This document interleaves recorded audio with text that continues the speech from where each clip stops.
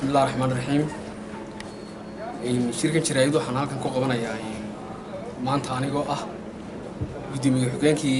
حكيانك حسبي كل مية دقمة وهنا كان كشيء يو صوابها سقع سيليو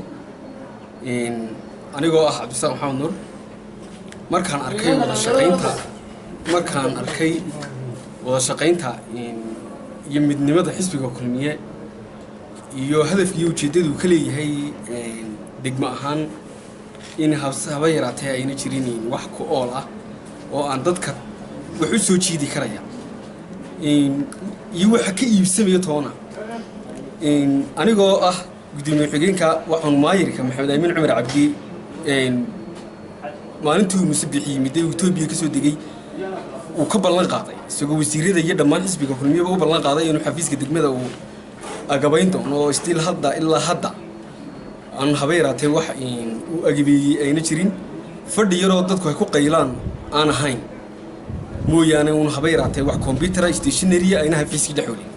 hase yeeshee markaan u tagay maayirkii wuxuu igu jawaabay aniga soo bixinaya still ilaa hadda aan joogno maayirkii wuxuu sameeyay ama wuxuu soo lacagay habeeraatay ma jirto iyadoo baahiyaadkii ugu waaweynaan uu maayir ku fadhiyo oo maayirkan oo aqaan anigu shakhsiyan intii hore maayir wax qabanayaan waa istay laakiin hase yeeshee wuxuu noqday maayir dhinac Cumar oo aad u aragto dhanka xaafadooda ama beesha uu ka soo jeedo uu taanjabal uu taagan yahay hase yeeshee midnimada iyo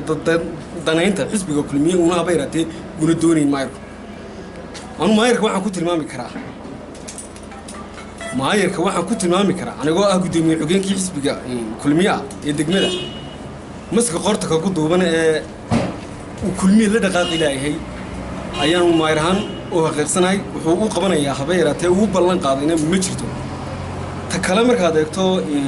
إسكو حركة دقمة ديو قبل هامبا حبايرة تهو حين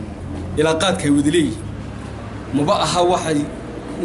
لطابنك سيشي واحد قعنتك وهاي قفان حسبي وكل مين لقتو كل oon meel ka tirsan yahay aanad garanayn cid soo magacawday aanad garanayn ayuunba mar walba hawsha xisbiga gacanta ku haya isaga wixii oo dhanba wixii kulmiye qaban lahaaba maayirka qabanaya habeerata wax kasto ruutirka lacagintiisii baa loo daba fadhiisanaya maayirka habeerata marka waxaan u arki karnaa inay xisbiga kulmiye dhamaantii gibli una ka shaqeynay maayirku kaliya ka shaqeey dadkiina ay ka dadayaan maayirkiiba aniga iyo taageerayaashayduba waxaan ugu baaqaynaa in kulmiye markaan aragnay inay waxba oolin habadeera taan wixii cilmiga aqoon lahayn aan laga tixgelinaynin inaan anigiyo shicibkaygiiba hal aliyalkii nadanaynaysa ee midnimadu ku jirtay aqoonaan tixgelinaysa inaan lafteedu aniga shicibkaygiba u digarogno